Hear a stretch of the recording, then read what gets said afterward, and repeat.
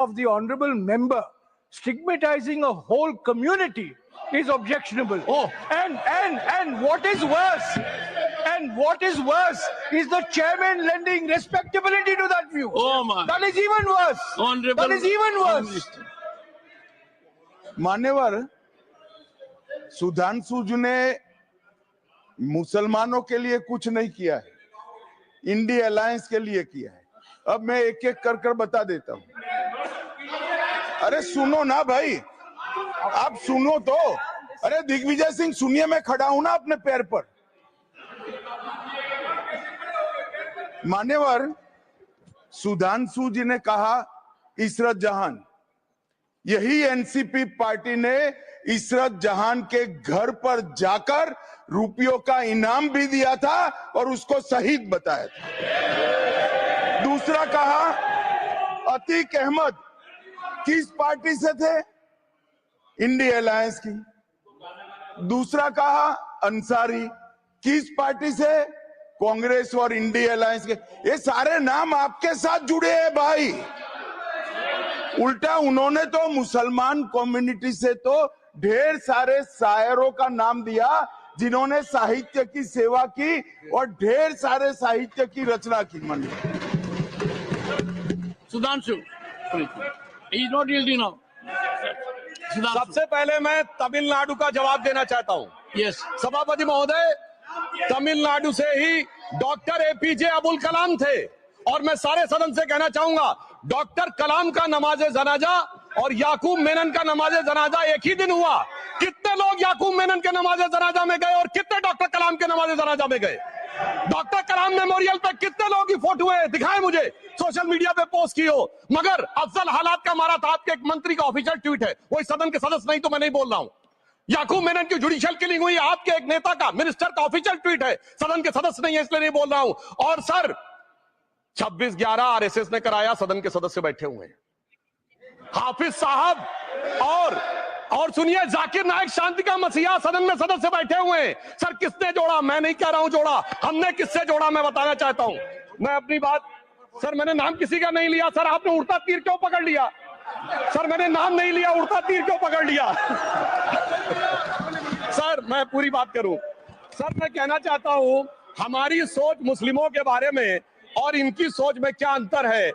देखिए, जिन लोगों ने मुस्लिम हिस्ट्री नहीं पढ़ी उन्हें मैं बताना चाहता हूं। एक दो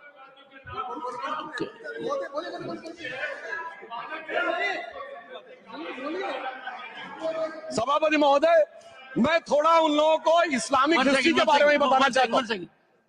Honorable Digvijay Singh, please. No, I'll give a chance. I'll give. Honorable Digvijay Singh जी। माननीय सभापति महोदय, जो माननीय सदस्य ने एक बात कही है, मैं सुन रहा था डॉक्टर त्रिवेदी जी की बात। उन्होंने कहा था ऐसे ऐसे ऐसे मुसलमान हम लोगों के साथ हैं और वैसे वैसे मुसलमान इन लोगों के साथ हैं। बात यह है कि आपने जिस तरह से इस पूरी बात कही है, ये घोर आपत्तिजनक है, अपमानित करती है। और जो माननीय सदस्य ने भी मेरे बारे में भी कहा है, मैं उनकी निंदा करता हूं। Honorable Home Minister. Honorable Home Minister. Honorable Home Minister. एक सेकंड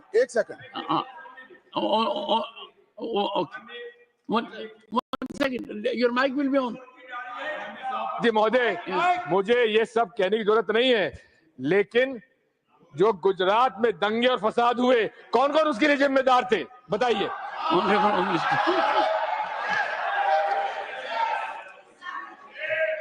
मान्यवर, मैं ध्यान से बारीकी से पूरे संवाद को सुन रहा हूं। माननीय सदस्य सुधांशु जी ने दिग्विजय सिंह का नाम नहीं दिया। अब वो खड़े होकर कहे मेरे बारे में कहा, इससे साबित हो गए। और अभी भी मौका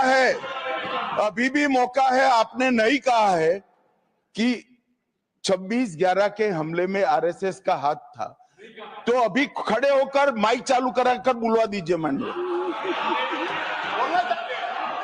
और आपत्तिजनक बात है, मैंने ये बात कभी नहीं कही है, ये आप लोगों का प्रचार है। मेरी आपत्ति इस बात की थी कि सभी माननीय सदस्य ने और बात कही है कि अब हमारे तरफ ऐसे ऐसे मुसलमान थे और वैसे वैसे मुसलमान हम लोग की तरफ थे, ये पूरे समाज के साथ, पूरे अल्पसंख्यक समाज के साथ अपमानजनक बात है।